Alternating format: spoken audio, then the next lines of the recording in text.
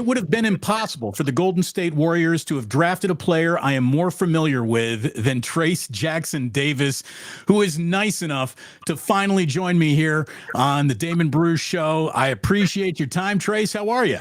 I'm doing well. How are you? Doing great, man. So you're setting up in a new apartment. Things going well? You getting the lay of the land in San Francisco? Absolutely. Just practicing, honestly, going through the city a little bit. I'm going to probably post on my Instagram here soon the best place to eat, stuff of that nature, so I can get familiar. But everything's been going smooth. That's good. Good. And there's a lot of good places to eat. That's the one thing we got a lot of here in San Francisco for sure. And I'll be happy to give you some advice and some tips along the way, man. But again, thank you. Congratulations once again. As I told you on the day where we met, when you were introduced, you know, situations dictate careers sometimes as much as talent. And I think that you are just in a spectacular situation. I'm guessing you feel that way too. Absolutely. I feel like out of the teams that I looked at, this was probably the top team that I was looking for. Just how they space with shooters and me being able to put pressure on the rim, I think it's going to be great for both parties. So what did you think of your first taste of Summer League action? I thought it was good. Honestly, just being able to get out there and play with some of my teammates, play with Brandon, play with Les, play with Guy.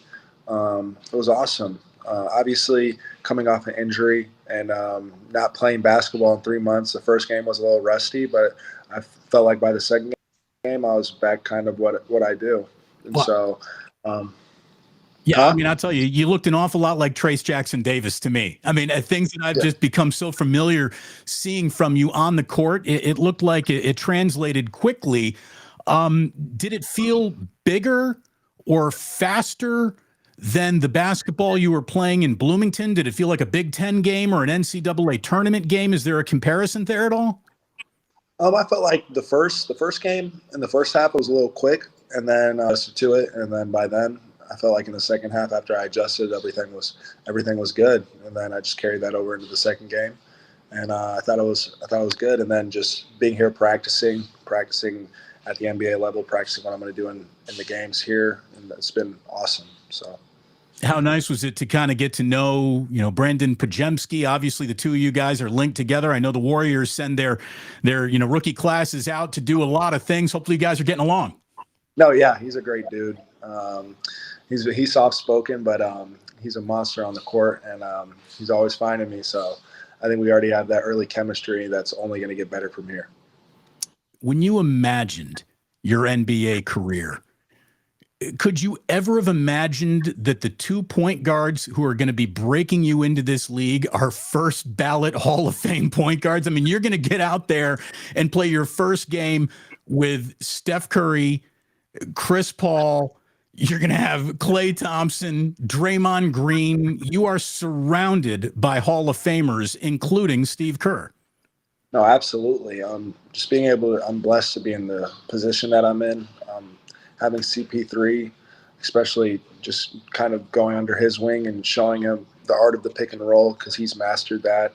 And having Steph, being able to locate guys on my passes and stuff of that nature, and how he just spaces the floor, so it'll make it my life a lot easier. I think it's going to be huge. Same with Klay, and then Draymond on the defensive end and how he passes the ball as well. And same with Kevon, honestly. It's just all going to be perfect for me, honestly, just to learn from these guys, because they've done it for a long time, and they've done it for a long time at a high level. And so just being able to learn from them, it's going to be great. With all of the kicking out that you do to the perimeter, and you finally got shooters to knock it down, who's going to average more assists in his rookie year, you or Jalen Hood-Schifino? I don't know. That's a good question, though, because Fino got some studs over there as well. Obviously, you got LeBron, you got Gabe Vincent. You got dudes like that, Austin Reeves, a lot of good dudes that can shoot the ball. And so we'll see. But I think it's going to be fun. I think he's in a good spot as well. Trayce, could you tell me about the first time you interacted with Draymond Green? What was that like? I haven't seen Draymond, Steph, or Klay yet. Or I've seen Steph, Draymond, Looney, or Klay. I haven't seen those three yet. Because Steph and CP3 were in Vegas. So those are only two vets that I met. Same with Gary Payton. I've seen him as well. So have you been on the phone with these guys? Have you talked to them at all? Not well. Actually, we just made a group chat today, so everyone's kind of introducing themselves, which I thought is cool. So probably gonna in the upcoming weeks gonna be a lot more communication. So Obviously, you've had quite a bit of an opportunity to talk with Steve Kerr, I would imagine, and I'll tell you, along with being a very good coach, and I've known this for years of conversations I've had with Steve. He's a good guy. Like, he actually cares about people. He treats the star of his team the same way he treats the person who helps him park his car at the arena. He just is a straight shooter and a good guy. What does he talk to you about, Trayce, in terms of just setting yourself mentally for all the pressures that are going to come your way in your rookie year? He just said that you got to be ready. Honestly, obviously with the front court and who we have, he said that I'm going to put myself, if I put myself in position to play, that I can play, but it's just going to be me, and I'm going to have to put the work in. And so that's why I'm here right now. That's why I'm going to put the work in, do everything I can to put myself into the best position. And so, but I know he thinks highly of me. He likes that I'm a senior. He likes that I'm an older guy, not someone that you really have to babysit or something like that. And so I think it's going to be good. Honestly, but he's a really stand-up guy, and it's great. He's going to be a great coach. I already know it. Has he made any specific requests of you, things that he has seen earlier in your game that he wants you to work on, emphasize, de-emphasize as you get ready for go time? I wouldn't say necessarily. The thing that he said that stood out was my passing ability as a big, and then the lob threat that he said that they haven't had a lot of bigs in the past that have been able to catch lobs and just athletically be able to set screen and roll. So I think that's going to be good too, to put pressure on the rim.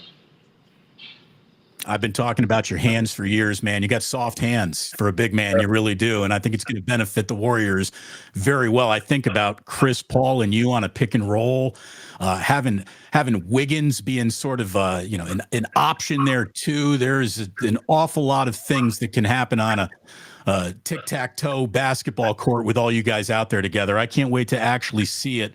The Warriors have had quite a bit of success with the sons of former NBA players. And obviously you are one of those yourself. Your stepfather, which is the Jackson in your hyphenated name, a professional athlete as well. And also, the chief of police in Center Grove? Did I read that right? Yep, he is. So what's more pressure, being the son of an NBA player or being the stepson of the chief of police? They both come with their territories, but I think just growing up, and just especially in high school, having your dad there as a cop, and like people always coming up to you saying stuff and stuff like that. So it is what it is. But then as I got to college, just being an NBA son, especially being a good college player, and trying to make it to the NBA, there's a lot of pressure with that as well. So they both had pressure in my life, but it wasn't necessarily bad or anything.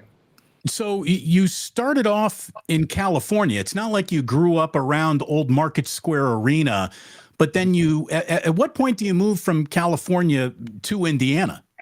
I was probably 3 or 4 when I moved to Indiana, so it was relatively younger. I was on the younger side, and then I just stayed there ever since. So, what are you going to miss the most about Bloomington? Oh, there's a lot of things I'm going to miss about Bloomington. Obviously, my teammates, first and foremost, and coaches, but just obviously the fans, the arena, all that stuff holds a nice place next to my heart. But yeah, it's sad to go, but at the same time, put in 4 good years there, and I felt like I was ready for the next step. And so I always have a home there, but it's time to spread my wings and fly. Well, let me tell you, as a guy who, has a piece of parchment on the wall from Indiana himself, and as someone who cares deeply about the team, you want to cover sports for a living. You got to kind of stop rooting for teams and cover them and be an adult in the room. I'll never stop rooting for Indiana. And I spent so many nights rooting for you and watching what you did. And I really mean this. I want to thank you for your years of top shelf service to the team and the leadership that you provided. You were an absolute, a feather in the cap of the entire program, and you leave as one of its most impactful players. And so from one IU guy to another, Trayce, thank you so much. I appreciate that. Thank you. No, it was really great to watch you. And now I'm officially afraid for your brother because when I think of the hardest jobs in sports, being a quarterback at Indiana has got to be right up there. I mean, starting pitcher for the New York Yankees can't be any harder than being the quarterback for Indiana football. And your brother is he's sitting number one on that depth chart right now, isn't he? Yeah, I'm pretty sure it's him and another kid that are doing it out right now. And so we're gonna see where what happens. I feel like their first game against Ohio State, they'll probably both play a little bit, but we'll see who gets to Nice start. little soft opener for the year, right? I know, right? It's great. Hopefully, I make it back for that game because it's gonna be big time, and I know he wants me there. But I think that yeah, he has a tough job, but if anyone can do it, that kid right there can do it. He's got all the confidence in the world. So Transfers from Tennessee to IU. How much were you involved in that? I was involved a little bit. It was mostly him and my dad making that decision. I just told him whatever decision that he makes, he needs to make it for the right reasons, and he knows what his goal is. He's trying to make it to the NFL and be a quarterback there, and so he felt like IU is the best place to do it and get the best opportunity, and so I'm going to rock with it. Being the centerpiece, the fulcrum of 4 years of offense in Bloomington, being about as how I think you're the highest profile athlete when you are a star at Indiana in the entire state. And that goes for anyone who, wasn't named Peyton Manning, basically. I mean, it is a monster to hold the weight of Indiana basketball in the palm of your hand. How much does that prepare you for the NBA? And in a weird way, might it be even easier to wear beige and blend in on a team of Hall of Famers who have hung banners than being the centerpiece of every single basketball discussion for 4 years in the state of Indiana? Are you almost relieved to kind of to be done with that? I think it's great. I thought Indiana taught me a lot of life lessons, but as you said, being with a bunch of Hall of Famers, kind of just getting to soak up all the knowledge, be a sponge, I think it's going to be huge for me. And just growing and starting out with just a role on that team, and then hopefully expanding on that role and do whatever I got to do to get onto the floor, and just expanding from there and learning from those guys. I think it's going to elevate my game and take it to the next level. Rebounding and rim protection is going to set you free, man. There's no doubt about it. Play defense, move those feet, all the things that we saw you do through 4 years of college, I think are going to benefit you great, Trayce. I really do. Indiana guys look out for each other. You're proof of that coming on my little show here. I really, really appreciate it. Let's talk about the NBA Hoosier Network. I mean, have you talked with Eric Gordon or OG Anunoby or Victor Oladipo or even some of the old heads, Alan Henderson and Jared Jeffries? Have these guys reached out to you? Have you reached out to them? How tight is that Indiana alumni network in the NBA? I've talked to a few of them, like Calbert. I remember he reached out. Jared Jeffries reached out as well. And some of my other friends like Romeo Langford, he texted me. And then I talked to Cody Zeller. I saw him when I was doing my Miami workout. And so there's been a few guys, but obviously it runs deep. And I remember just how much it's changed in the last 4 years from my first 2 years, and then Coach Woody coming in and kind of restoring that culture my last 2 years, and how many guys would come in and you'd see them every other week would be someone new coming in. I remember Coach Knight would come and watch practices. Starting my junior year, he'd come in every Friday and watch a practice. So I thought that was really cool as well.